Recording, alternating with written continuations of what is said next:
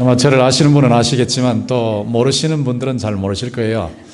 제가 집회를 많이 예전엔 다녔고 지금은 동신교회에서 생명사역을 하느라고 별로 못 다니고 있는데, 앞에 강사가 서면 저 사람 누구냐 하고 생각하는데 시간이 너무 많이 걸려요. 그래서 제가 누구라는 것을 여러분이 잠깐 들으시면 제가 전달하는 메시지가 조금은 더 깊이 다가올 수 있을 겁니다. 저희 집은 저희 할머니가 14살 때 선교사를 통해서 복음을 들어서 복음이 들어온 집안입니다. 경북 의성군 단밀면 위중동 596번지가 저의 본적인데, 거기서 한 2km 떨어진 곳에 구천교회라고 있습니다. 근데 그 구천교회의 초대 목사님이 선교사님이셨어요. 그 선교사님이 14살 된 저희 할머니에게 예수 믿으세요, 구원받습니다, 아주 어눌한 한국말로 그렇게 복음을 전하셨는데, 저희 할머니께서 그 말씀을 들으시면서 바로 제가 예수 믿겠습니다 라고 하셨고, 또 오늘 저녁에 성경 공부가 있는데 와서 같이 하시지요 했을 때 제가 가겠습니다. 이제 그때부터 저희 할머니께서 예수님을 믿게 되셔서 저희 집안에 복음이 들어왔는데, 저는 선교사를 생각할 때 저희 할머니에게 복음을 전하신 그분이 늘 생각나면서 우리 집안을 완전히 바꾸어 놓으시는데 하나님께서 그 선교사를 사용하셨구나 생각할 때 얼마나 감사한지 몰라요. 저는 기도할 때마다 하나님께서 할머니를 통해서 복음이 들어오게 하신 것에 대한 가장 큰 감사를 드립니다. 그런데 그 복음이 들어올 때 선교사님을 통해서 들어왔거든요. 근데 그 선교사님이 누군지 찾아서 알려고 애를 많이 썼는데 제가 교회 역사에서 찾지를 못했어요. 그런데 한번 그 구천교회에 저희 동신교회 청년들이 가서 리트리트를 하는데, 그때 제가 저희 집안 간증을 했습니다. 간증을 하고 나니까 그 장로님들이 목사님 그 선교사님 저기 계시는데요, 사진 있는데요. 그래, 어디 있는데요? 그랬더니 당회실에 있어요. 그래서 제가 당회실에 가봤더니 당회실에 구천교회 초대 담임 목사 겸 선교사님 사진이 있더라고요. 그런데 그 선교사님 성함이 우리말로는 방해법 선교사님, 그 영어로는 허버트가 해법인 것 같아요. 허버트 블레어. 그러니까 방위량 선교사님의 동생이에요. 방위량 선교사님은 여러분 아시는 분은 아실 겁니다. 방위량 선교사님의 동생 방해법 선교사님인데, 그분이 저희 할머니에게 복음을 전하신 거예요. 저희 할머니께서 복음을 받으시고 그때부터 성경 공부하시고 예수를 믿으셔서 이제 권씨 집안에 시집 오신 거죠. 옛날 말로 말해요. 시집 오셔서 권씨 집안 전체를 복음화하시기 위해서 기도하시고 전도하시고 그렇게 하셨어요. 기도하시고 전도하시고 하시는 일을 평생 하셨는데, 저희 할머니는 새벽 한 3시 반쯤 되면 일어나셔서 늘 새벽 기도하셨습니다. 그러니까 저희 집안의 신앙은 할머니가 뿌리입니다. 뿌리. 저는 어릴 때부터 할머니 등에 업혀서 새벽 기도 나갔던 기억이 나고, 근데 그 할머니께서 그때부터 그렇게 기도를 꾸준하게 하셨는데, 권씨 집안이 전통적인 유교 집안이고 또 안동 권씨 집안이라 그 나름대로의 유교적 고집이 있단 말이에요. 그러니까 예수를 믿을 생각을 할 수가 없는 거죠. 그런데 저희 할머니께서 계속해서 기도하시는 중에 아버님 예수 믿으세요. 예수 믿으면 구원받습니다. 이렇게 이제 간간히 복음을 전하셨는데, 저희 정정할아버지께서 예수 믿을 생각을 전혀 안 하셨어요. 그러시던 중에 안개시장이라고 한 4km쯤 가면 시장이 있습니다. 그 시장에 갔다 오는 길이 들길이에요. 평야길. 평야길을 걸어갔다가 오시는데, 오실 때 아마 그러셨던 것 같아요. 오실 때 돌부리를 차셨는지 넘어지셨습니다.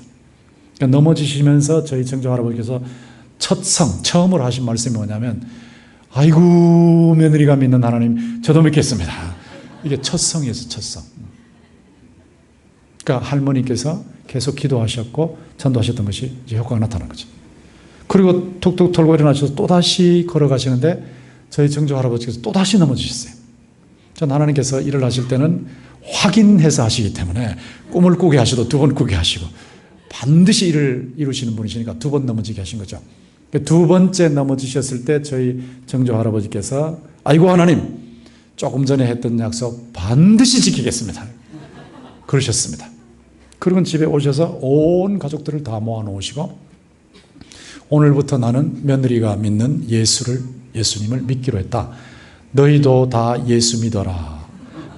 그게 옛날식으로 말하면 그 족장이니까 가정의 족장이 한마디 하면 끝이에요. 그 영어로 말하면 피리어드를 찍으셨어요. 그래서 그때부터 온 집안 식구들이 다 예수 믿었습니다. 그런데 저희 할머니에게 아들 셋이 있었는데 저희 할아버지는 할머니께서 할머니 삶이 정말 힘든 삶이었어요. 28살 때 할아버지와 할아버지를 여의었어요. 한약으로 비자라는 거였는데 비자라는 걸 잘못 드셔가지고 할아버지 세상을 떠나셨어요. 그리고 세 아들이 있었는데 세 아들 중에 두 아들이 죽었습니다. 첫째는 초등학교 갔다 오는 길에 친구들이 소나무 숲 속에 숨어가지고 호랑이 놀이한다고 이렇게 숨어 있다가 지나갈 때 우리 할머니의 첫째 아들이 지나갈 때 어흥 하고 소리를 질렀는데 그때 그만 놀라가지고 경기로 세상을 떠났고 셋째는 6.25 때 전사했어요. 그 둘째 저희 아버님만 남은 겁니다. 저희 아버님을 할머니께서 키우실 때 그렇게 새벽 기도하시면서 그 어려운 상황 속에서 여자분이 농사를 지시면 몸이 막 부서지는 삶을 사셨거든요. 그러면서 할머니께서 저희 아버님을 키우셨는데 그때 그 저희 교회 그 동네에는 교회가 없었어요. 그 2km쯤 가면 구천교회가 있었는데 그 구천교회에 가실 때 저희 할머니께서 방태기에 밥을 하셔가지고 그거를 이고 가셨다고 하더라고요. 그리고 저희 외할아버지는 구천교회에서 그 봉급을 그때는 받을 리가 없죠. 사찰 역할을 하셨어요. 그냥 집사님으로 사찰 역할을 하셨는데 사찰 역할을 하실 때에 매주 교인들이 오시면 외할아버지 외할머니는 된장국을 끓여 놓으시고 채소 준비하시고 저희 할머니는 밥을 가져가시고 그렇게 해서 온 교인들을 대접을 하셨고 그리고 저희 외할아버지께서 구천에 계시면서 쇠종줄을 당기셔야 이제 새벽 기도를 드리는데 시계가 없다면 시계 없으니까 시계가 없는 상태에서 종을 치기가 힘들지 않습니까? 그러니까 겨울철이나 이렇게 되면 구천교회 위에 언덕인데 언덕에 올라가셔가지고 그 푹 꺼진 구덩이 속에 들어가시는 거예요. 그 너무 추우시니까 꺼적대기 이렇게 덮어 쓰시고 저쪽 4km 바깥에 안개에서 종소리 들릴 때를 기다리시는 겁니다. 그 안개에서 종소리가 들리면 그 종소리 듣고 쫓아내려오셔가지고 구천교회 종줄을 당기셨던 거예요. 그렇게 하나님을 섬기셨어요. 그런데 그런 할아버지께서 종이 얼마나 귀하고 예배 드린 게 얼마나 귀하다는 걸 절감하고 계시는데 일제시대에 막 공출을 하니까 세부치는 전부 다 뺏어가는 상황인데 저희 외할아버지께서 종을 안 뺏기시려고 아마 놉을 쓰셨던 것 같아요. 사람을 시켜서 그 종을 내려서 그 위수강이라고 그러는데 위천, 낙동강 상류 위천 모래사장에 숨겨 놓으신 겁니다.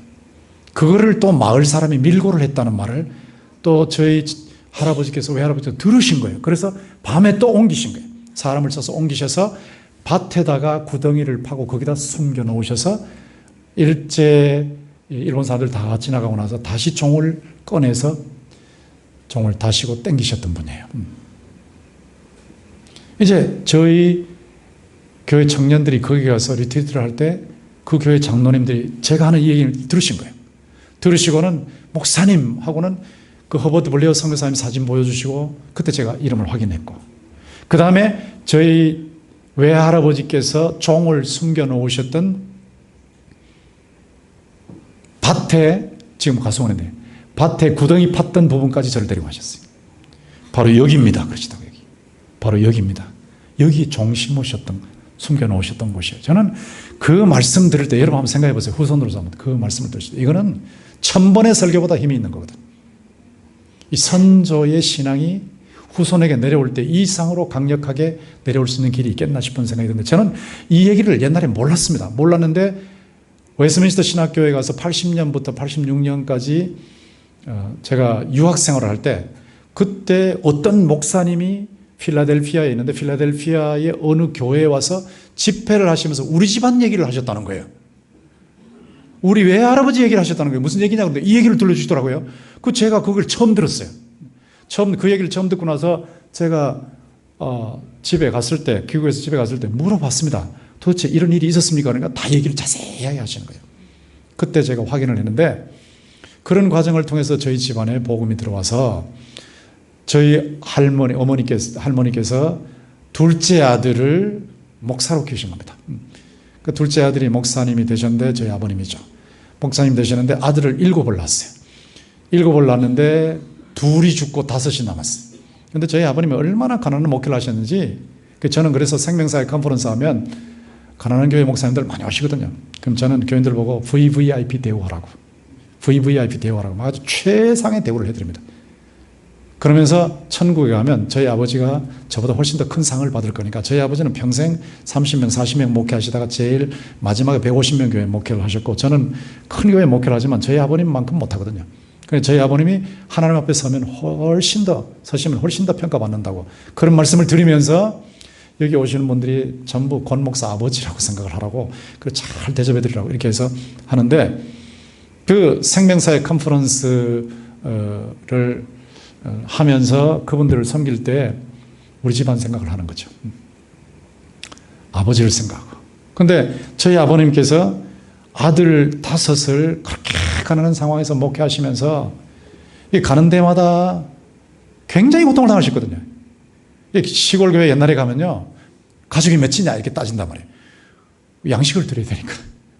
그러니까 아버지, 어머니 계시죠, 할머니 계시죠, 거기다 아들 5이 있죠. 그러니까 가는 데마다 천덕꾸러기 해야 되는 거예요. 그런 삶을 살고, 또 시골 재산 다 팔아가지고 아버님께서 서울 서대문구에 개척교회 세우셨는데, 어느 여집사님, 조정집사님이 자기 아들을 술 먹여가지고 술 취한 상태에서 아버지의 세운 교회를 뺏어가신 겁니다. 그때 제가 중학교 3학년 때, 그때 그분한테, 술 취한 그분한테 멱살 잡혔고요. 저희 형도 멱살 잡혔고, 별일을 다, 그리고 아버님 쫓겨나셨고, 그런 일을 다 겪었는데, 아버님께서 자녀들 5을 전부 자기가 그렇게 고생하시면서 전부 목사가 되어서 하나님께 바치겠다고 목사로 서원을 하셨어요.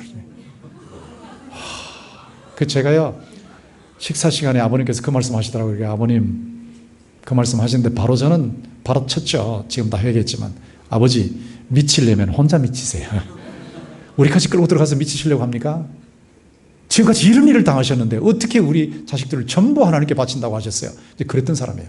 그렇게 저항하고 반발했는데, 하나님께서 할머니의 3시 반 되면 일어나서 하시는 기도, 아버님 3시 반 되면 일어나서 하시는 기도를 들으신 거예요. 아버님께서 계속 기도하시니까 우리 5 형제가 막 변하는데, 이거 뭐 어떻게 할 수가 없는 거예요. 저도 군대 생활하면서 마지막에 그랬거든요. 하나님, 군대 생활 무사히 끝나게만 해주시면 제가 반드시 신학교 가겠습니다. 그렇게 해서 신학교에 들어갔는데, 들어가기 전에 등록금이 없으니까, 하나님, 제가 이 학교 들어가는데 등록금 없이 공부할 수 있게 해주세요. 그러면 하나님께서 인도하신 것으로 알겠습니다 했는데, 그 총신 울타리 앞에 가서 늘 거기서 기도하는 거예요. 울타리 안을 보면서 바깥에서 기도하는 거예요. 그런데 하나님, 저 안으로 들어가서 하나님이 정말로 원하신다면 확실한 증거를 통해서 저한테 보여달라고. 그런데 입학시험을 봤을 때 등록금 없이 공부할 수 있는 길이 열려왔어. 그래서 제가 공부하게 됐고, 그렇게 공부해서 지금은 그 목사를 미친놈이라고, 미친 사람이라고 생각하지 않습니다. 저는 목사의 직이 너무너무 영광스럽고, 세상에 하나님의 은혜로 이 쓸데없는 자를 왜 구속하여 주시는지 나는 알 수 없다는 이 감격, 이걸 가지고 목사로서 일을 하고 있는데, 하나님께서 유학 보내주셔서 6년 공부를 했고, 그 다음에 마치고 총신 와서 14년 교수생활을 했고, 그 교수생활을 하는 동안에 인기도 좀 있었어요.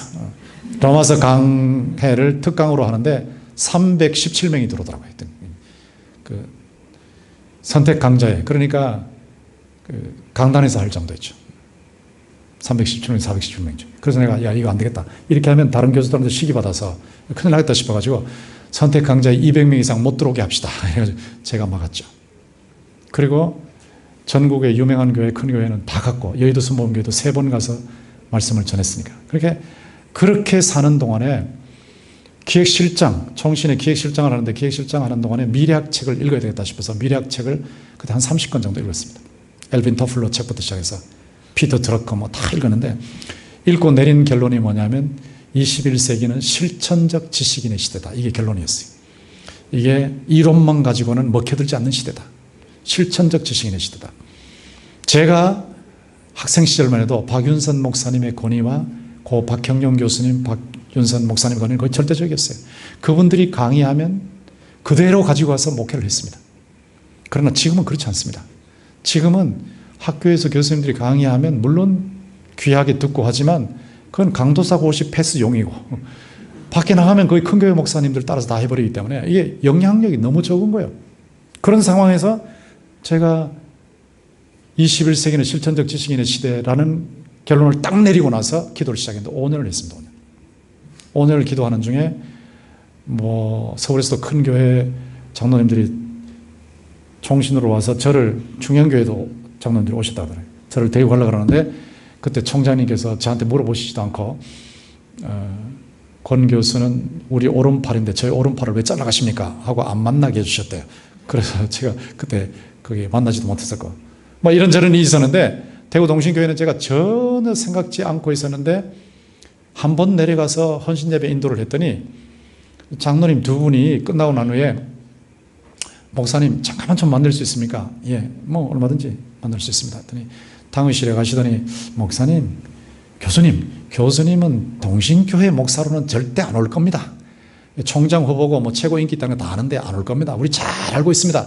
그러나 기도는 한번 해보이소 이러더라고요. 그 제가 그 말에 그러면 기도 안 합니다 할 수 있습니까? 기도는 한번 해보죠 했는데 기도하는데 저항할 수 없는 거예요. 저항할 수 없는 부르심이 있는 거예요. 제가 그래서 만사 제쳐놓고 그때 제가 대구로 내려간다 그러니까 옥하는 목사님도 왜 대구 가냐고 말이지. 왜 대구 가냐고. 다른 사람들 다 바보라고 그러고 우리 집사람은 혼자 가라고 그러고 우리 아이들은 울고 대구에서 서울 가고 서울에서 미국으로 가는 판에 어떻게 거꾸로 내려가냐고. 그리고 대구에서 제일 큰 교회에서 저보고 영순위로 들어오는데 그것도 거절해버리고. 그때 당시에 제일 큰 교회가 하여튼 3,000명 모일 때였는데 1대, 2대, 3대 다 총회장까지 했는데 목사님도 오시면 총회장 해드릴 거고요. 또 총장 이상의 대우를 해드릴 겁니다. 그런데 전혀 마음이 움직이지 않는 거예요. 그런 상태에서 동신교회는 그때는 참 작은 교회였는데 그쪽으로 저를 이끄시는 거예요. 그래서 제가 동신교회에 가서 지금 18년 동안 목회를 하고 있는데 이 18년을 목회하는 동안에 제가 하는 것이 생명사역이에요. 생명사역인데 제가 이번에 생명사역에 대해서 여러분에게 뭐 부분적으로 소개하겠죠. 그런데 그것을 다 소개를 못하기 때문에 제가 책을 여러분에게 선물로 드린 겁니다. 생명사역이라는 책을 여러분에게 드렸을 거고 제 신앙과 우리 집안의 신앙을 고통연총이라는 책으로 여러분에게 드렸을 거예요. 받으셨죠? 못 받으셨어요? 그러셨군요. 그 한 권씩 다 받으실 텐데요. 정독을 해보십시오. 그냥 슬쩍 읽고 지나가시면 아무 의미가 없습니다. 그러니까 정독을 하시면서 제가 교수로서 목회자로서 어떻게 했길래 교회에 그런 변화가 왔는지. 제가 사실 이런 건 자랑이 되기 때문에 말 안 하고 싶어요. 그러나 제가 변했거든요. 목회하면서 제가 엄청 변했어요. 예전에는 목회하기 전에 교수 시절에는 성적을 짜게 주는 사람으로 유명했거든요. 윤영정 목사님도 자꾸 저를 B밖에 못 받았는데요. 그런데 제가 아주 마음이 아픕니다. 죄송합니다. 지금은 A를 많이 주는데 목회하면서 완전히 바뀌었는데 그때는 잘 안 줬어요. 변했는데 그것만 변한 게 아니라 제 마음이 변했고요. 환희의 사역자로 바뀌었어요. 고난이 없어서 환희가 아니에요. 고난이 있어요. 목회하다 보면요. 그러거든요. 그 제자들이 목사님 그랬다가 교수님이 더 익숙한데 교수님이 목회하는 데는 괴롭힌 사람 아무도 없죠. 제가 뭐라고 답변하냐면 예수님이 목회하실 때는 괴롭히는 사람이 없었습니까? 모세가 할 때 없었어요? 바울한테 없었어요? 그러면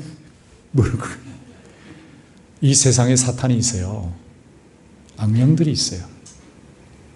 사람의 속에 죄성이 육체라는 게 있어요. 그러니까 하나님을 저항하는 세상이라는 시스템이 있어요. 거기서 목회하고 있는데 없겠습니까? 거기다가 바로 하면 반드시 저항하는 세력이 일어납니다. 있습니다. 제가 목회를 중지하고 싶은 순간에 4번 정도 있었는데 있습니다. 그런데 그 고통 중에서 그 베드로전서 1장 8절 말씀대로 말할 수 없는 영광스러운 즐거움을 주시는 거예요. 이게 환희입니다. 환희. 저는 환희의 목회자입니다. 이 환희의 목회자로 만들어주신 하나님이 감사하죠. 그리고 저희 아내 바뀌었고요. 저희 딸들도 바뀌었고요. 동신교회에서 목회하고 있는 부교육자들 다 자기들이 입으로 다 자기들이 다 바뀌었다고 말해요. 장로님들이 지금은 리트리트 가는데 마이크 들고 버스 안에서 마이크 들고 한 분 한 분씩 전부 자기가 변했다는 간증을 하시더라고요. 참 놀라운 일이죠. 이런 일이 일어났는데 이게 내면 변화고요. 외면 변화는 1000명 좀 넘던 교인들이 지금 아이들 합쳐서 7천 몇백 명 모이고 있으니까 엄청난 변화가 일어났거든요. 근데 이런 변화를 일으키신 분이 하나님이시고 이 삼일째 하나님이시고 이 변화에 가능한 신학적 목회적 내용이 생명사역이란 말이에요. 생명사역. Life Giving Ministry. 생명, 예수의 생명을 체험하고 예수의 생명을 전달하는 사역. 예수의 생명이 약동하고 예수의 생명이 흘러가는 사역. 이게 생명사역이란 말이에요. 그러니까 이 생명사역에 대해서 제가 이번에 4번 말씀드릴 거예요. 근데 동신교회에서 4월 매해 4월 마지막 주간 월화수 2박 3일 생명사역 컨퍼런스 합니다. 이걸 하면 우리는 300명만 딱 뽑아요. 더 많이 뽑으면 해프닝으로 끝나니까 300명만 뽑아서 그걸 제가 집중 강의를 하는데 금방 마감합니다. 어떤 분들은 아이고 마감일에 가서 그때 가서 등록하지 않으면 아무도 등록 못해요. 저하고 아무리 친해도 제가 원칙을 어길 수가 없으니까 그냥 노 해버리고 마는데 금방 차버려요. 이런 현상이 나타나서 지금 3기 끝났고 이제 이번에 4기 들어갑니다. 4기. 근데 선교지에서도 오신 분들이 꽤 계시고 그러는데 이 생명사역을 하면서 제가 지금 확신이 뭐냐 하면 이렇게 하면 반드시 된다는 확신이거든요. 반드시. 제가 해보니까 되니까. 어떤 부목사님이 그러더라고요. 미국에서 유학하고 우리 교회 부목사로 몇 달 전에 들어왔는데 자기는 그 부목사님의 아버님이 경기 지역 수도권에서 2,000명 목회하는 어른들 출석 2,000명. 큰 교회입니다. 내 아버님께서 내가 몸이 아프니까 네가 좀 이어받아라는데 거절했어요. 아버지 저는 그렇게 할 수 없어요. 그러면서 제가 인터뷰를 하는데 왜 여기 왔냐고 그랬어요. 그랬더니 도대체 사람이 변할 수 있습니까? 하고 질문하더라고요. 목회 현장에서 교인이 변합니까? 이게 변한다는 게 가능합니까? 이런 질문을 하는 거예요. 자기가 볼 때는 없다는 거예요. 지금 시대에는 사람이 변할 수 없다는 거예요. 교회가 변할 수도 없고 변화가 불가능하다. 그런데 동신교회는 탐방을 와보니까 변화가 있더라. 이런 변화가 있다면 이 비결이 뭔지 나는 와서 배우겠다. 그리고 내가 배우고 난 후에 제대로 목회하러 나가겠다. 이러는 거예요. 그러고 들어왔어요. 근데 과장을 하는 것도 아니고 선전하는 것도 아니고 분명한 변화가 있거든요. 제가 변하고 저희 집사람이 변하고 가족들이 변하고 장로님들이 변하고 부교육자들이 변하는 이 교인들이 변하는 이런 변화의 역사가 분명히 있는데 이 변화의 역사를 일으키는 신은 하나님의 역사에 저는 그냥 수정도는 심부름을 부르는데 이 심부름을 하면서 발견한 것이 뭐냐면 제일 중요한 것은 태도라는 거예요. 태도. 오늘 제가 말씀드린 이게 태도가 핵심이라는 것을 발견했어요. 잠언 4장 23절에 보면 모든 지킬 만한 것 중에 더욱 내 마음을 지켜라. 생명의 근원이 예선함이니라 그러는데 그 마음이거든요. 마음. 이게 마음의 표현이 태도인데 마음의 표현이 말로 표정으로 행동을 할 때 그걸 태도라고 그러는데 이 태도가 제일 중요해요. 태도가 변하면 인생이 바뀌어요. 그래서 제가 오늘 제목을 태도가 고도를 결정한다. 태도가 고도를 Your attitude determines your altitude. attitude하고 altitude의 차이는 L하고 T 차이밖에 없어요. attitude, altitude. 고도라는 것은 여러분이 얼마나 주님이 원하시는 주님이 맡기신 사명에서 성공하느냐 그 높이를 말하는 높이. 여러분의 인생의 고도는 여러분의 태도가 결정한다는 거예요. 이게 제일 중요한데 잠언 4장 23절이 이렇게 중요한지를 저는 목회하면서 깨달았어요. 그 교육자들을 볼 때도 그렇고 교인을 볼 때도 그렇고 일반인들을 볼 때도 그렇고 결국은 저 태도가 저 사람의 오늘의 모습을 만들었구나 하는 것을 발견하게 되는데, 제가 대구에 처음 내려가니까 대구 목사님들이 입에 붙어서 입에 달려있는 말이 있더라고요. 대구는 안 된다. 대구는 안 된다. 또 대구는 목사의 무덤이다. 대구에서는 그냥 뭐 부흥하는 건 그만두고 살아남기만 해도 성공이다. 이게 그냥 입에 붙은 거야. 입에 전부 다 그런 거죠. 하도 많이 들어가지고 막 귀에 그 신문에 날 정도인데, 농담까지 하면서 그 말을 하더라고요. 농담이 뭐냐니까 어떤 사람이 코끼리 놀이를 시켜서 돈 벌어 먹는데, 광대. 근데 코끼리 놀이를 시켜서 돈 벌었는데 돈을 잘 버는데 어느 날 한번 이 코끼리 울게만 해주면 특별 상금을 주겠다고 그랬다는 거예요. 근데 사람들이 나와서 코끼리 울게 하려고 하는데 아무도 코끼리를 울리질 못하더래. 근데 어떤 사람이 나가서 뭐라고 말을 했는지 코끼리가 울더라는 거예요. 그 왜 울었냐고, 무슨 말 했냐 그러니까 대구 가서 목회해라 그랬다는 거예요. 대구 가서 목회하라 그러니까 코끼리가 울더라는 거예요. 코끼리가 울더라고요. 대구는 안 된다, 대구는 안 된다, 대구는 안 된다는 게 그런 이상한 이야기로 번지고 있는 거예요. 이게 태도입니다. 태도. 이게 태도. 제가 이 태도를 보면서 야, 큰일 났구나. 이거 마음이 이래서 되겠냐. 이래. 마음이 안 되는 현실에 묶여가지고 그 현실 속에서 살아계신 하나님을 보지 못하고 안 돼, 안 돼, 안 돼, 안 돼, 안 돼 여기에 묶여 있으면 되겠냐 이게 도대체. 제가 그랬어요. 거기 인천에서도 오고 부산에서도 와가지고 청년들 이렇게 변합디다 하고 지도자들이 와가지고 얘기를 하는데, 인천도 이렇게 하니까 변하고요, 부산도 이렇게 하니까 변하고요. 근데 제가 대구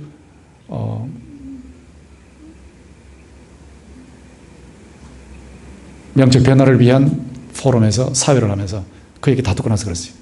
여러분 오늘 잘 들으셨죠? 인천도 되고요, 인천도 되지 않습니까? 부산도 되고요. 근데 대구는 말 그대로 되고요. 그랬어요. 하나님이 인천에만 살아계시냐고, 하나님 부산에서만 살아계시냐고, 하나님이 대구에도 살아계시는 줄 믿습니다. 된다고 되거든요. 근데 좀 느려요. 악령과의 싸움이 심하니까, 영적인 전투가 심하니까 느려요. 그러나 하나님은 어디나 살아계시기 때문에 어디에서나 일을 하시는데, 안 되는 현실만 보고 거기에 파묻혀서 안 된다를 정당화시키고 있는 이 마음의 상태가 태도로 나오니까, 말로 나오니까, 행동으로 나오니까 안 되는 거예요. 안 되는 거. 하나님께서 반드시 되게 하실 줄 믿습니다. 되게 하시거든요. 여러분 이번에 선교하시다 여기 오셨는데, 제가 생명사회 컨퍼런스 하면서 참석하는 목사님들을 보면 대부분 다 좌절, 대부분 다 절망, 금식해도 안 되고 몸부림쳐도 안 되고 아무리도 안 된다는 거예요. 그러니까 꺾일 대로 꺾여가지고 완전히 처진 상태에 들어와 있어요. 그런데 거기 그렇게 들어오신 분들에게 있어서 제가 첫 시간에 하는 것이 여러분의 태도가 여러분의 고도를 결정합니다 하는 건데, 잠언 4장 23절인데 이 태도라는 것이 얼마나 중요하냐 하면, 이 당신의 태도가 당신의 고도를 결정합니다 하는 말을 지그 지글러라는 사람이 했는데, 지그 지글러라는 사람은 세일스맨이고 강사고 저술가인데 아주 유명한 사람이에요. 미국에서. 지그 지글러가 이 말을 했는데, 과거는 여러분이 바꿀 수 없단 말이에요. 여러분이 지나가는 과거를 어떻게 바꿔요? 여러분의 얼굴도 요즘 성형하지만 얼굴도 잘 바꾸기 쉽잖아요. 그런데 여러분 태도는 바꿀 수 있거든요. 오늘 이 시간부터 여러분이 맘만 먹으면 얼마든지 태도를 바꿀 수 있습니다. 태도는 선택할 수 있는 겁니다. 태도는 얼마든지 자신이 결심하고 결정할 수 있는 부분이에요. 찰스 스윈들이라고 여러분 잘 아시잖아요. 강의 설교자로서는 세계 최고라고 할 수 있는 분이죠. 찰스 스펄전, 찰스 스윈들.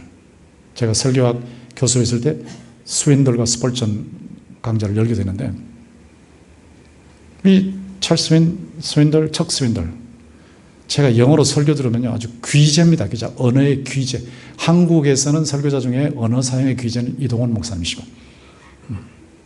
찰스 스윈들 언어의 귀재인데, 이분이 뭐라고 말했냐면, 살아가면 살아갈수록 태도가 이렇게 중요한지를 모르겠다. 이 태도가 가장 중요하다. 교육 배경보다 더 중요하고, 학력보다 중요하고, 돈보다 중요하고, 성공보다 더 중요하고, 실력보다 중요하고, 가장 중요한 것이 태도다. 제가 부교육자들을 봐도 한 45명 정도 있는데 태도입니다. 태도. 제가 일을 시켜보지 않습니까? 일을 시켜보는데 딱 일을 시켰을 때 공부 많이 하는 사람들은 일을 맡으면서 하기는 하는데 내가 공부해야 되는데 내 일이 있는데 하고 부담을 느끼는 사람들이 있어요. 그럼 태도 자체가 벌써 이미 마음에서 받을 때 부담으로 받는다. 부담으로 받고 이걸 좀 하세요라고 할 때 자기 가야 할 길이 있는데 방해가 된다는 느낌을 받고 하기는 해요. 근데 그 태도를 제가 보잖아요. 그런데 어떤 사람은 맡겨놓으면, 이번에 생명사역 제자훈련이라는 책이 곧 나오는데 그걸 제가 유학 갔다 온 사람한테 맡겼더니 이 친구는, 이 목사님은 결국 생명사역 제자훈련은 제 책을 중심으로 하는 거예요. 지금까지 목회했던 것을 중심으로 해서 질문으로 만들어서 답을 끌어내는 식으로 하는데 변화가 일어나는데, 제가 그걸 맡겼더니 제 책을 10번이나 읽었다 그러더라고요. 한 권을 가지고 10번이나. 그래서 집중적으로 읽고 핵심을 잡아내가지고 질문으로 만들어서, 그래서 제자훈련 책을 만들어놨는데 제가 그걸 실제로 써보니까 저희 집 사람하고 저희 딸 앉혀놓고 제가 한번 해보니까 3번 딱 했는데 지금까지 변화 체험했던 것보다 더 놀라운 변화를 체험하고 있어요. 제자훈련 해보니까. 근데 그 태도가 말이에요. 한쪽은 부담이라고 생각하고 나한테 불평은 안 하지만 부담이라고 생각하는 태도가 있는가 하면, 한쪽은 하나님께서 나에게 기회를 주셨다. 하나님께서 나에게 기회 주셨는데 이 기회를 최대한 활용해서 주님이 맡기신 일을 해야 되겠다고 한단 말이에요. 근데 저는 두 부류의 목회자를 보는 거예요. 누가 인물이 될 것이니까. 금방 내가 보잖아요. 딱 보는데 저 사람이다, 저 사람. 생각을 하죠. 텔레비전에 나와서 설교하는 사람 제가 딱 본단 말이에요. 딱 보는데 2분 내로 저분의 역량을 제가 보거든요. 텔레비전에 나와서 설교하는 모습을 딱 보는데 언어, 모습, 태도를 딱 보면, 저는 뭐 다른 쪽은 잘 몰라도 이 부분에는 하나님께서 센스를 주셨기 때문에 딱 보는 순간에 저분은 몇백 명 하기 힘들겠네, 저분은 10,000명도 할 수 있겠네, 금방 느껴지는 거예요. 이게 태도 속에서 다 들어와요. 태도라는 것이 이렇게 중요한 건데, 이 중요한 태도, 이게 마음의 표현이기 때문에 모든 지킬 만한 것보다 더욱 내 마음을 지켜라. 생명의 근원이 이에 사람이라. 그러니까 마음이 중요하다 말이야. 이 잠언 23장 7절에 보면 대저 그 마음의 생각이 어떠하면 그 위인도 그러한즉 그랬어요. 마음의 생각이 어떠하면 그 사람이 그렇단 말이거든요. 마음의 생각이 이렇게 중요한 건데요. 여러분, 교인들 중에서도, 장로님들 중에 요즘 그런 사람들이 있겠지만, 이제 당회를 할 때 어떤 목사님이 은퇴하신 분인데 그러더라고요. 목사님, 제가 당회할 때 보니까 어떤 장로님은 배가 이만큼 나온 분인데 당회할 때 의자에 앉는데 막 이렇게 앉습니다. 이렇게 앉아가지고 딱 이러고 회의를 합니다. 얼마나 거만한지요. 제가 감당할 수가 없습니다. 그러더라고요. 그러니까 이렇게 앉을 정도의 이 태도를 가진 분이 교회를 해내겠습니까?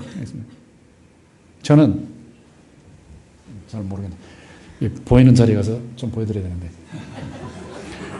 저기 앉을 때 딱 이렇게 앉아가지고 정자세 합니다. 그리고 여러분 나이가 들면요 다리가 자꾸 벌어져요.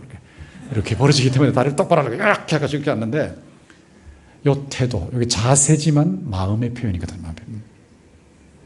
이런 태도로 목회를 하는데, 여러분 이 태도가 글로 나오면 어조로 나와요. 어조라 그러죠. 톤. 말로 나오면 어투로 나와요. 말투. 그 전부 태도입니다. 그러니까 잠깐만 대해보면 그 사람 태도를 금방 보는 거예요. 말투로 나와버리기 때문에. 자, 보세요. 잘합니다. 그게 잘한다는 겁니까? 못한다는 겁니까? 이게 비꼬는 말일 수도 있고 진짜 잘한다는 말일 수도 있거든요. 이 태도입니다. 태도. 교인들이, 선교지에서 현지인들이 여러분의 말을 통해서 태도를 봅니다. 태도. 말을 통해서, 표정을 통해서 마음을 보는 거예요, 마음을. 제가 상담을 받는데 어떤 여지사님이 오셔가지고 목사님, 저희 아이 말을 안 들어요. 공부 안 해요. 근데 우리는요, 저희 남편 최고의 좋은 직장 다니고요.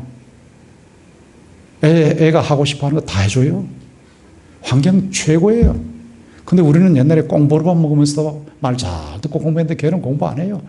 어떻게 하면 좋은지 모르겠어요. 근데 대안학교 보내놨더니 대안학교도 공부를 안 해요. 어떻게 하면 좋습니까, 목사님?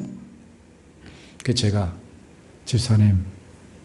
집사님이 아들을 고치는 방법은 간단한데요. 뭡니까? 집사님이 변하면 아들이 변합니다. 어떻게 변하면 돼요? 집사님이 지금은 아이를 사랑하기 때문에 사랑하는 것을 말로 할 때 짜증으로 하지요. 근데 맞대. 찌푸리죠. 맞대. 애가 그 말을 들을 때 그게 옳은 말인지 알면서도 분명히 공부하라, 공부 잘해라. 이건 옳은 말이죠. 옳은 말인 줄 알면서도 감정이 섞여 나오고 짜증이 섞여 나오고 화가 섞여 나오니까 그 말을 듣는데 자꾸 상처를 받아요. 아이가. 자꾸 상처를 받으니까 좋은 말인데 가슴을 후벼 파면서 말을 하고 있습니다. 그렇게 하지 마시고요. 앞으로 말씀하실 때는 얘야, 이름을 부르면서 얘야, 너는 반드시 복을 받는다. 왜냐? 내가 너를 위해서 기도하고 있으니까. 예수 그리스도 이름으로 기도하고 있기 때문에 너는 반드시 복을 받아. 너는 반드시 인물이 될 거야. 그렇게 축복을 선언하십시오. 그러면서 아이에게 말을 할 때 믿음을 가지고 하세요. 믿음을 가지고. 우리 아이가 변한다. 주님이 우리 아들의 구원자시기 때문에 반드시 변화시켜 주실 것이다. 이런 믿음을 가지고 말을 하세요. 그러면 집사님의 표정이 달라지고요. 말이 달라질 거예요. 그럼 아이가 변할 거예요. 근데 한 2달쯤 지났는데 예배 끝나고 엘리베이터로 타고 교육관에서 올라가는데 그분이 타신 거예요.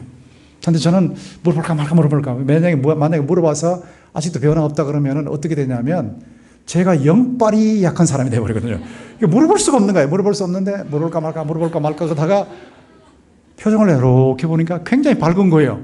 그래서 조용히 옆으로 불러내서 집사님 어떻게 됐어요? 그랬더니 목사님 해결됐습니다. 이러는 거예요. 너무너무 좋아요. 그래요. 어떻게 해결된대요? 그랬더니 그 아들이 하는 말이 우리 엄마가 변했다거든요. 엄마의 마음이 변하니까 이게 말이 바뀌었어요. 표정이 바뀌었어요. 그러니까 엄마 속에 예수의 생명이 약동하니까 믿음으로 약동하니까 이게 흘러가는 거예요. 자녀한테. 흘러가니까 자녀가 바뀌어버리는 거예요. 이 원리거든요. 그러니까 마음의 표현입니다. 태도가. 마음의 표현이기 때문에 이 태도를 바로 해야 되는데 이 태도의 기능 제가 거기 적어놨는데 강의 한 보면인데 태도가 할 수 있는 것이 있고 할 수 없는 것이 있는데 태도가 할 수 있는 것 없는 것 제가 적어놨는데 그 존 맥스웰이라고 나와요. 이 존 맥스웰은 기독교 리더십에 관해서는 최고의 강사입니다. 존 맥스웰의 책은 다 자세히 읽어보시면 되는데 기독교 리더십을 다룰 때 일반 리더십으로서는 안 통하는 리더십을 다루면 안 되거든요. 일반 사회에 나가서도 잘할 수 있는 리더십을 다뤄야 되는데 기독교 리더십과 일반 리더십을 통합한 그 리더십 교재를 내시는 분이 존 맥스웰인데 그분의 책에 보면 여러분의 태도가 여러분의 능력을 대체할 수 없습니다. 그러니까 태도만 가지고 능력이 없어도 되는 건 아니에요. 능력은 능력대로 길러야 돼요. 여러분의 태도가 여러분의 경험을 대체할 수 없습니다. 경험도 필요해요. 여러분의 태도가 여러분의 성장을 대체할 수 없습니다. 성장해야 돼요. 여러분의 태도가 저절로 그냥 그 상태로 머물러 있는 것이 아닙니다. 자, 태도가 할 수 없는 것이 것이고요. 할 수 있는 것이 뭐냐면 여러분의 태도는 여러분의 생활 방식을 바꿔줍니다. 태도로 생활 방식이 바뀝니다. 저는 굉장히 좀 심각하고 우울한 삶을 살았던 사람이에요. 근데 한 번은 제가 모시고 있던 김의환 총장님하고 같이 종교개혁자인 칼빈 생가로부터 시작해서 쭉 여행을 15명의 교수들과 함께 하는데 제가 이렇게 김의환 총장님을 보니까 여유가 있고요. 상당히 낙천적이에요. 그래서 제가 질문했습니다. 총장님 어째서 그렇게 낙천적이십니까? 늘 기쁨이 넘치시는 것 같습니까? 이랬더니 그렇습니다. 저 그렇게 삽니다. 언제부터 그렇게 됐는데요? 그랬더니 몰라요. 언제부터 그렇게 됐는지 모르지만 언제부턴가 그렇게 됐어요. 그 말을 딱 듣는 순간에 총장님도 사람이고 나도 사람이고 총장님도 그리스도인이고 나도 그리스도인인데 성경을 보자. 성경을 보니까 빌립보서에 항상 기뻐하라. 주 안에서 다시 말하노니 기뻐하라. 이 기뻐하라는 게 명령으로 나와 있는 거예요. 명령으로. 제가 그것을 보고 나서 총장님도 그 명령에 순종하셔서 저렇게 기쁨을 누릴 수 있다면 나도 그 명령에 순종하면 기쁨을 누릴 수 있겠다는 생각이 들어서 그때부터 내 태도를 바꾸었습니다. 그래서 생활 태도가 바뀐 거예요. 제 태도로 제 생활 방식이 완전히 바뀌었어요. 저는 어느 상황을 만나도 낙천감이다. 낙천감. 순간적으로는 충격을 받지만 그러나 그 충격받는 상황 속에도 이 고난의 상황 속에도 주께서 계시니까 주님께서 이 상황 속에 계셔서 내가 생각하지 못하는 방향으로 나의 삶을 업그레이드 시켜주실 줄 믿습니다 하는 것이 있기 때문에 완전히 태도를 바꿨어요. 그때부터 바뀌어져가지고 지금까지 제가 그렇게 사는 거예요. 그리고 아이들한테 얘기하고 교인들한테 얘기할 때도 Enjoy every minute of your life in Jesus Christ. 예수 그리스도 안에서 너의 삶의 매 순간을 즐겨라. 쾌락주의를 말하는 게 아니다. 크리스천 헤도니즘, 기독교 쾌락주의, 빌립보서를 내가 말하는 거다. 매 순간을 주님 안에서 즐겨라. 하나님이 주신 삶의 기회를 그 우울증에 빠져 살지 마라. 좌절과 절망 속에 빠져 살지 말고 믿음으로 살면 얼마든지 그 삶을 누리면서 하나님께 영광을 올려드리니까 그렇게 살아라고 얘기하는 거예요. 태도는 여러분의 생활 방식을 바꿀 수 있어요. 태도는 여러분의 대인 관계를 바꿀 수 있어요. 인간관계 완전히 달라집니다. 여러분 특별히 하나님께서 여러분을 연단하셔서 인물을 만드실 때요. 여러분에게 좋은 사람만 붙이시는 거 아니에요. 좋은 사람 붙여서 좋은 사람이 되는 수도 있지만 아주 까다로운 사람 붙여서 좋은 사람 되도록 하는 방법이 많습니다. 다윗을 보세요. 사울을 붙이셨어요. 모세를 보세요. 얼마나 험악한 환경에서 연단을 받았습니까? 성경에서 다 인물들을 살펴보면 굉장히 힘든 사람들을 만나서 변화된 사람들이에요. 저는 동시교회 목회로 갈 때 제 목회에서 저를 괴롭힐 사람들이 없을 줄로 생각했는데 그건 딱 3년이더라고요. 3년. 3년 동안은 하니문 피리어드 같아요. 근데 3년 지나면 온대요. 근데 저는 나한테는 안 올 거야 생각했는데 오더라고요. 영락없이 찾아오는데 제가 그 내용은 공적으로 말 못합니다. 이게 전달되는 순간에 제 목회는 날아가 버리기 때문에 못합니다. 그러나 있습니다. 어느 교회도 예 없이 있습니다. 제가 제자들을 만나면 보면 부활절 연합집회인데 설교하러 가는데 목사님이 들어오는데 제 제자입니다. 몇 회입니다 하고 인사하는데 얼굴이 붉은 거예요. 왜 그래요? 그러면 조금 전에 당황했는데요. 이런데 당황해서 막 부딪히고 온 거예요. 그러니까 교회 안에 별 사람이 다 있거든요. 별 사람. 정말 상상을 못할 사람이 있는데 그런 사람을 만났을 때 하나님이 왜 저 사람을 나를 붙여줘가지고 나를 이렇게 괴롭히시냐 하는 태도를 취해버리면 그 인생은 너무나 우울한 인생이 돼요.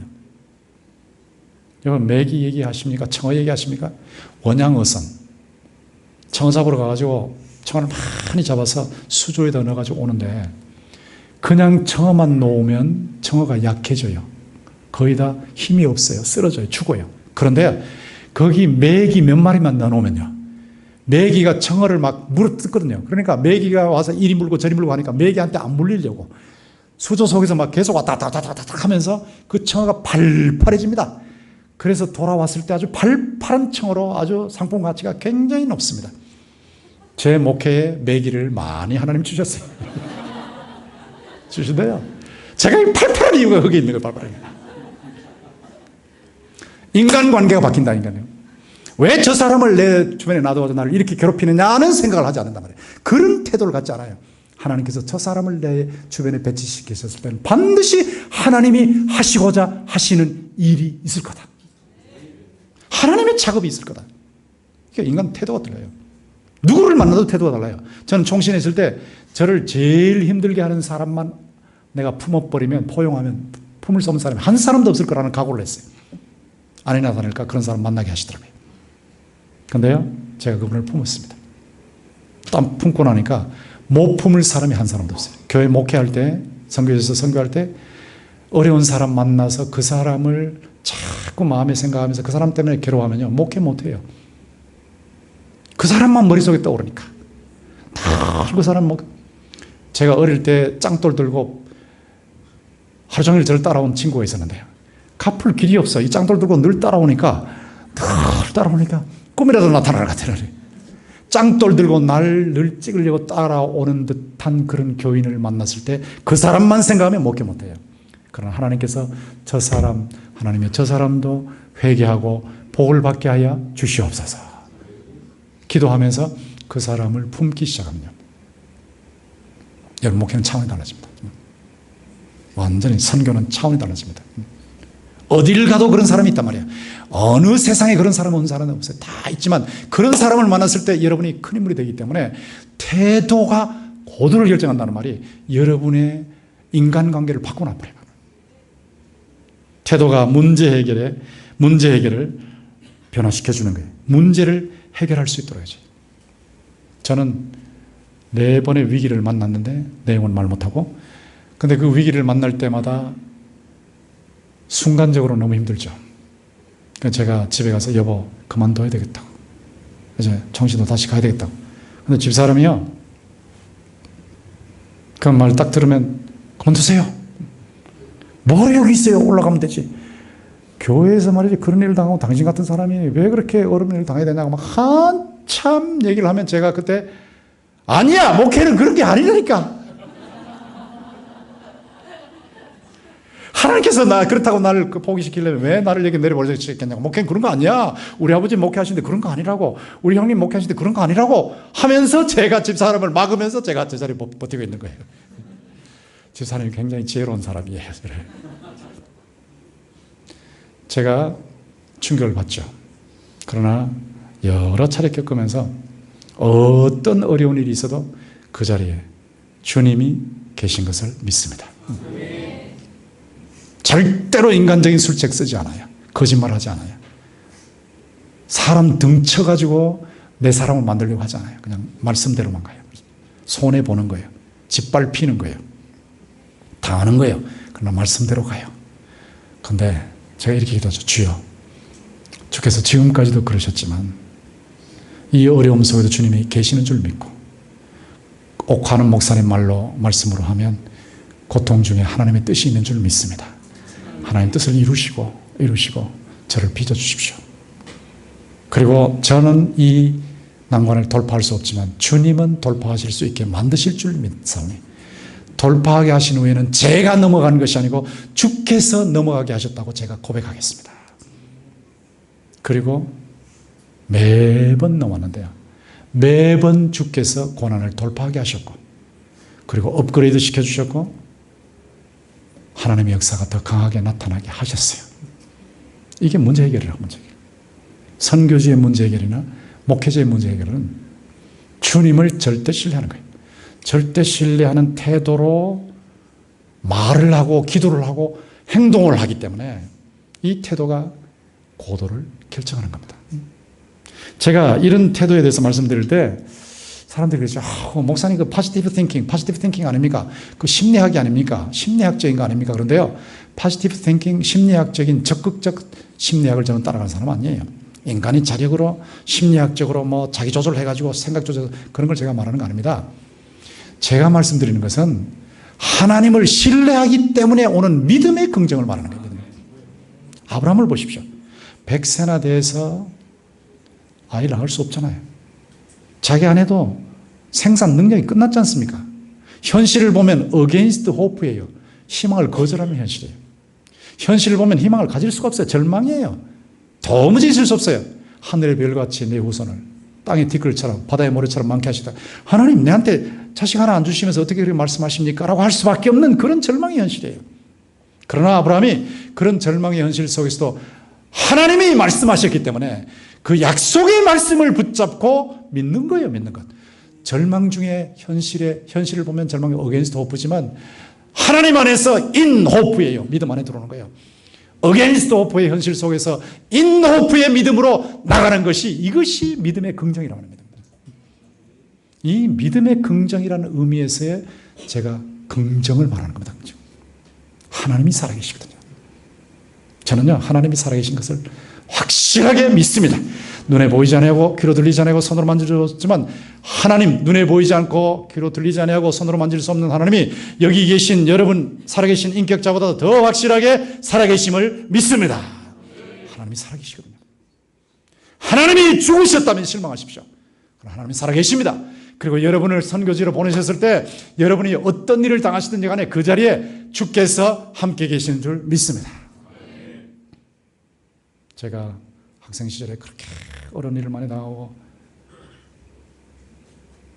유학생 시절도 완전히 그냥 위장이 송곳으로 쑤시는 것처럼 아파가지고 사람들이 저를 보면 위암 환자라고 얘기할 정도로 밥을 못 먹으니까 들면 먹으면 토하고 먹으면 토할 정도니까 그리고 몸은 바짝 말랐고 해골 같고 공부하려고 그러면 막 쑤셔대고 이게 사람이 미치는 거죠. 그런 어려운 일을 많이 지나오는데 그 어려운 일을 겪을 때마다 제가 시편 18편 29절 내가 시편 18편 29절 내가 주를 의뢰하고 적군에 달리며 내가 주를 의뢰하고 적군에 달리며 내 하나님을 의지하고 담을 뛰어넘나이다. 내가 도무지 이 적군을 감당할 수 없습니다. 나에게 다가오는 이 많은 난관의 적군, 역경의 적군 나는 감당할 수 없습니다. 그러나 하나님이 하실 줄 믿습니다. 내가 주를 의뢰하고 적군에 달리고 내 하나님을 의지하고 담을 뛰어넘나이다. 아사왕이 뒤에 자기 군대 58만 명, 앞에 적군 100만 명, 병거 300성, 요즘 말하면 뭐 핵과 미사일로 무장한 그런 세력을 만났지 않습니까? 근데 스바다 골짜기에서 아사왕이 여호와여 강한 자와 약한 자 사이에는 주밖에 도와줄 리가 없사오니 우리 하나님 여호와여 우리를 도우소서. 우리가 주를 의지하고 주의 이름을 의탁하고 이 많은 무리를 치러 왔나이다. 여호와는 하나님이시오니 원컨대 사람들로 하나님을 이기지 못하게 하옵소서. 이렇게 158만 명이 들을 수 있는 외치는 소리로 기도했지 않습니까? 그때 하나님께서 역사하셔서 여호와께서 구수군대를 쳐부수셨어요.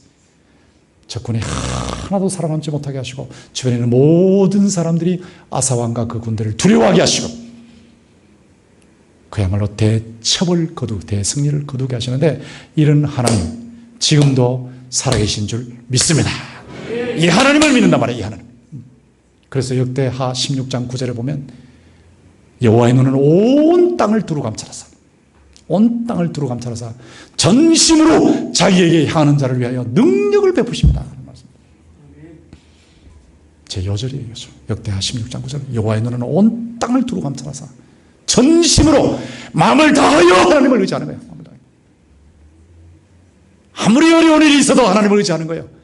아무리 절망적이어도 하나님을 의지하는 거예요. 아무리 몸이 아파도 하나님을 의지하는 거예요. 아무리 망가져도 하나님을 의지하는 거예요. 인생의 끝은 하나님의 시작인 줄 믿습니다. 하나님이 하시면 된다. 뭐 대구가 안 된다고? 대구가 안 된다고? 하나님이 대구에는 안 살아계시냐고? 하나님이 대구에도 살아계시기 때문에 하나님이 선교지에도 살아계시기 때문에 하나님이 되게 하실 줄 믿습니다. 이게 믿음의 긍정입니다. 믿음의 긍정.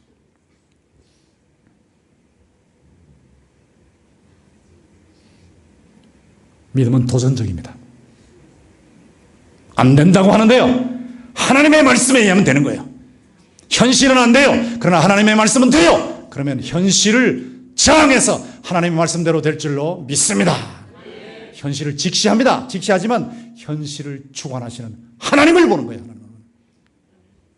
하나님 말씀대로 반드시 되게 하실 줄 믿습니다. 이게 믿음의 긍정이에요.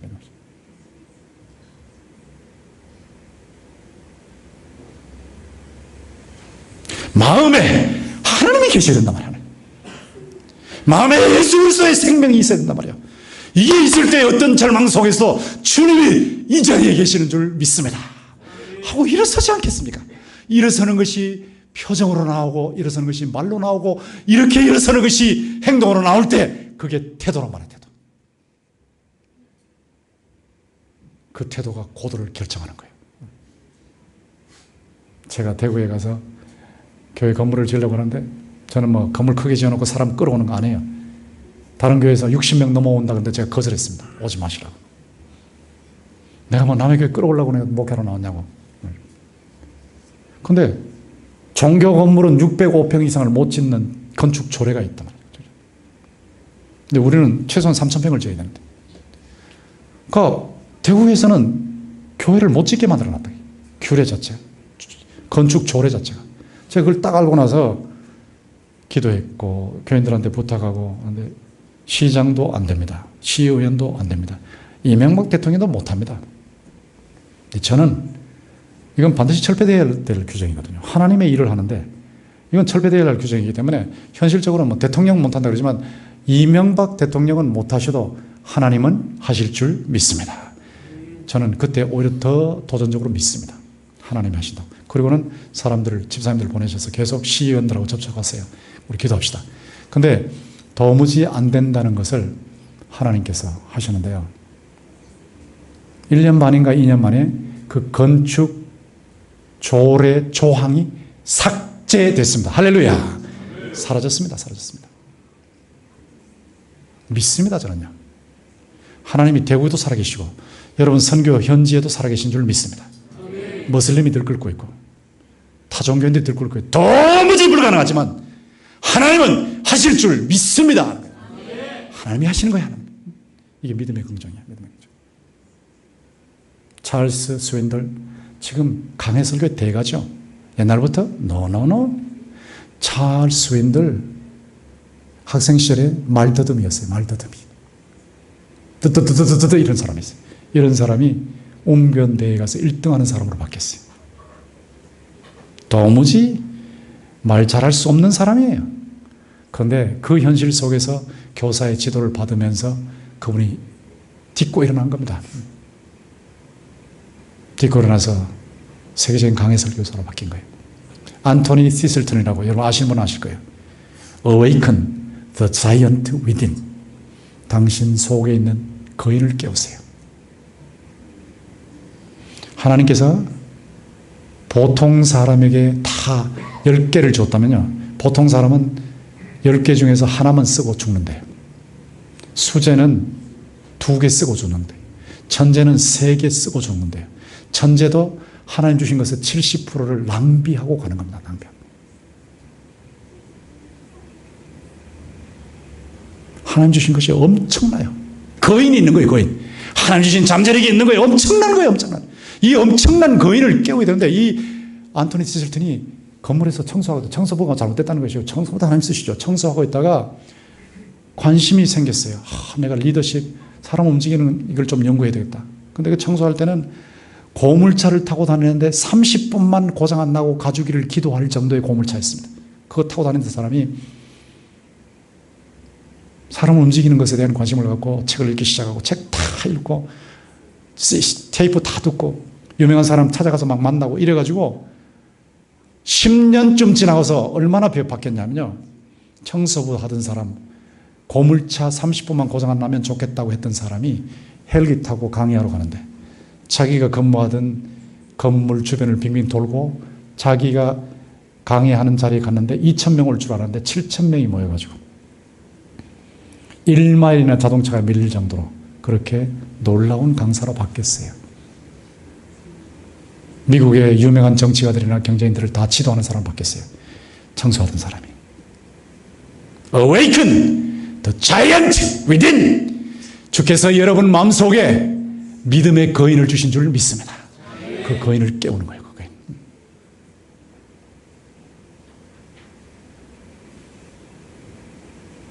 하나님이 엄청난 일을 일으키기를 원하세요. 작아 보이지만 엄청난 일을 일으키시기를 원하세요.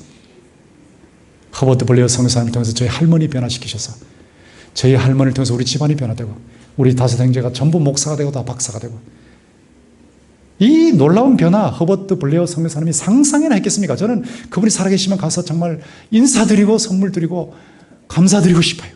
상상이나 했겠습니까? 그런데 그런 변화가 일어났던 것은 여러분이 보실 때 굉장히 미미해 보이는 그런 선교지의 일을 통해서도 하나님은 지금도 일하시고 계심을 믿습니다. 이거를 제가 목회하면서 점점 깨달아가는데 이게 결국은 사람을 바꾸는 것은 마음을 바꾸는 거다. 마음을 바꾸면 사람이 바뀐다. 그래서 제가 그 도표 강의 안에 도표를 해놨지만 생각의 틀 바꾸기라는 것을 거기 도표로 그려놨는데요. 이 생각의 틀을 바꾸는 게 얼마나 중요한지 몰라요. 생각의 틀 속에서 생각이 나와요. 생각. 그게 지입니다. 지성, 생각한다. 그 생각에서 감정이 나와요. 감성, 지청. 그 감정, 느낌에서 행동이 나옵니다. 행동. 의지, 지정의순서입니다. 지정의순서. 근데 행동을 반복하면 습관이 됩니다. 습관이 계속되면 인격이 되고 그게 인생이에요. 인생. 그렇기 때문에 모든 것은 마음의 생각의 틀에서 변화가 나오는 거예요. 저는 우리 잘 믿는 성도 세 사람 정도가 신천지로 들어가는 걸 보고 너무 기겁을 했어요. 어떻게 이럴 수가 있는가? 신천지에 넘어가는데 신천지 딱 가면요, 처음에는 깨달음을 가르쳐요. 이만희가 재림주라는 걸 숨겨놓고 깨달음을 가르치니까 참 성경적이다 그러죠. 그 다음에는 비유를 가르쳐요. 비유를 배우면서 신비하네 그래요. 그 다음에는 계시록의 상징이 많으니까 그걸 가르치고 그 다음에 마지막에는 이만희가 재림주다 이렇게 가르친단 말이에요. 그래서 넘어가는데요, 9개월 만에 완전히 사람을 돌변시키는 거예요. 안수집사 아들이 하나 넘어갔는데 2단 상담소에 보내서 최소한 3일을 머물게 해야 돼. 3일을 머물어야 신천지에서 이렇게 말하지 성경은 이거다 하고 하나씩 빼내고 집어넣고 빼내고 집어넣고 치료하는 게 2단 상담이거든. 근데 3일을 머물러 있어야 되는데 어머니 아버지가 아이를 데리고 가는데 아이가 어머니 아버지를 두들겨 패고 도망가 버리니까. 그래서 다룰 수 없었습니다. 다룰 수 없었습니다. 이게 2단입니다. 2단. 내가 종신에 있을 때 대학부 학생, 여학생 보니까 이명박 대통령 되기 전에 간증을 하러 종신대학부 예배실에 왔었는데 간증하다가 나가는데 자동차 앞에 여학생이 들어눕더라고요. 나를 깔고 지나가라는 거예요. 깔고. 이념 서클에 들어가면 2달 만에 혈서습니다. 혈서. 2달 만에. 깔고 지나가라. 자동차 날 깔고 지나가라는 거예요. 어떻게 사람이 이렇게 바뀔 수 있습니까? 이념 서클에 들어가면 2달 만에 사람을 그렇게 바꿔버리고 신천지 들어가면 9개월 만에 사람을 바꾸는데 어떻게 교회에서는 50년 전에 그놈이 지금의 그놈이냐는 거예요. 50년 전에 그놈의 장로가 지금도 안 바뀌었다 이런 뜻으로 어느 분이 자주적으로 하는 말인데 어째서 이런 일이 일어났냐. 이걸 제가 보니까 이건 바로 잠언 4장 23절이다. 잠언 4장. 제가 교수의 눈으로 보니까 잠언 4장 23절이에요. 모든 지킬 만한 것보다 더욱 내 마음을 지켜라. 생명의 근원이 이에서 남이라. 그런데 이 마음의 생각의 틀이 있는 거예요. 시스템이 있는 거예요. 시스템. 창세기 1장 1절이 들어있으면요, 기적은 자동적으로 다 받아들이게 됐어요. 태초에 하나님이 천지를 창조하시니라. 이것만 들어있으면 기적은 자동적으로 받아들이게 됐어요. 그러나 그게 안 들어있으면 자기의 이론 가지고 정당화시키는 건 기적 없다는 걸 얼마든지 정당화시킬 수 있어요. 미국의 한인교회 한 교회가 120억짜리 교회를 버리고 지금 빠져나오지 않았습니까? 그런데 그 교단에서 동성애자를 목회자로 인정한다. 동성애를 인정한다. 자, 이렇게 결정을 했는데 그 동성애 인정하는 거예요. 생각의 틀입니다. 생각의 틀 속에 동성애 괜찮아 하는 게 들어있기 때문에 그거를 정당화시키는 걸 마음대로 정당화시킬 수 있어요. 신학이라는 게요, 자기 생각의 틀 그대로 방법론을 가지고 논증해버리는 거예요. 논증해버리는 거예요. 중요한 것은 생각의 틀인데 이 생각의 틀을 바꾸어 놔야 전부 바뀐다는 거죠. 이 생각의 틀 속에 뭐가 들어가야 되냐? 거기에 하나님의 말씀이 들어가야 할 줄 믿습니다. 하나님의 말씀이 생각의 틀 속에 들어가서 지배를 해줘야 돼. 지배를 해주면 그 하나님의 말씀이 들어가서 틀 속에 있으면 이 말씀이 흘러나오는 거예요. 생각으로 흘러나오고 감정으로 흘러나오고 행동으로 흘러나오고 습관으로 흘러나오고 인격이 되고 이것이 인생이 되는 거예요. 제가요, 설교 중에 나비설교라는 말을 쓰는데 나비설교가 뭔지 아십니까? 설교 들을 때는 이렇게 앉아있어요. 앉아있고 예배 끝나고 저기 나가면서 다 날아가 버리는 거예요. 이걸 나비설교라죠. 학생들을 시험 볼 때 기숙사에서 시험 준비하는데 며칠 전 아니면 하루 전 시험 준비 다 해가지고 가잖아요. 기숙사에서 강의실까지 갈 때는 절대로 쾅쾅 걷지 않습니다. 쾅쾅 걸으면 다 도망가니까. 그리고 옆에서 농담하면 농담하지 말라고 그래요. 농담 듣는 동안에 하는 동안에 다 도망가니까. 그래서 강의실에 들어가가지고 실컷 이렇게 앉아서 있다가 시험지 받으면 1번, 2번, 3번, 1번 쓰는 동안에 2번도 망하니까 2번도 요약하고 3번도 요약하고 다 해놓고, 그리고 교수님 딱 자신이 답안지 쓰고 교수님에게 제출하고 나가면서 끝났다. 끝났다 하는 동안에 공부했던 게 다 도망가거든요. 그것을 저는 설사신학이라고 말해요. 새겨지지 않았어요. 새겨지지 않았어요. 미국 공부의 특징은 새기는 거예요. 목회의 특징은 새기는 거예요. 선교의 특징은 새기는 거예요. 마음속에 하나님의 말씀을 조각하는 겁니다. 조각. 아주 새기는 거예요. 틀을 바꾸는 거예요. 틀을. 시스템을 바꾸는 거예요. 복음 의식화입니다. 복음 의식화. 이걸 통해서 사람들이 변화되는 거예요. 그런데 이 생각의 틀 속에 하나님의 말씀이 들어가게 하시는 분이 성령이에요. 그리고 그 생각의 틀 속에서 생각이 흘러나오게 하시는 분이 성령이에요. 그 생각에서 감정이 흘러나오게 하시는 분이 성령이에요. 감정에서 행동으로 넘어가게 하시는 분이 성령이에요. 행동이 습관이 되게 하시는 분이 성령이에요. 습관이 인격이 되게 하시는 분이 성령이에요.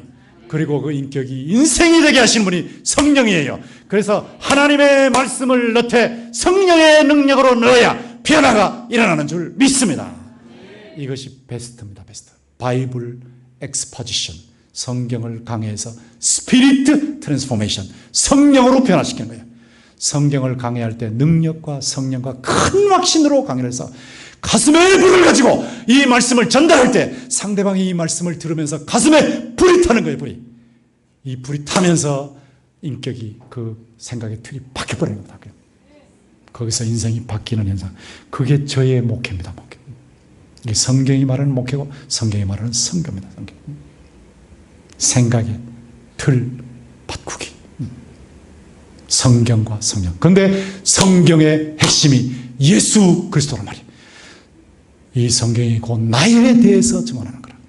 예수 그리스도가 주인공이기 때문에 이 생각의 틀 속에 예수가 가득하게 만드는 것. 성령이 뭐 하십니까? 성령은 예수의 영이요. 예수의 영으로서 예수를 전하십니다. 예수의 말씀을 전하시고 예수의 행위를 전하시고 예수의 죽음을 전하시고 예수의 부활을 전하시고 예수님에게 영광을 돌리시고 성령의 역사신데 성령을 통해서 예수가 우리의 생각의 틀 속에 마음의 조각이 되면 이 예수의 생명이 내 속에서 약동하는 거고 이 예수의 생명이 바깥으로 흘러가게 되어 있는데 이것이 생명사역이에요. 이것이 변화의 사역이에요. 이게 능력의 사역이에요. 지금도 사람이 변할 수 있는가 하는 질문에 대해서 예, 있습니다.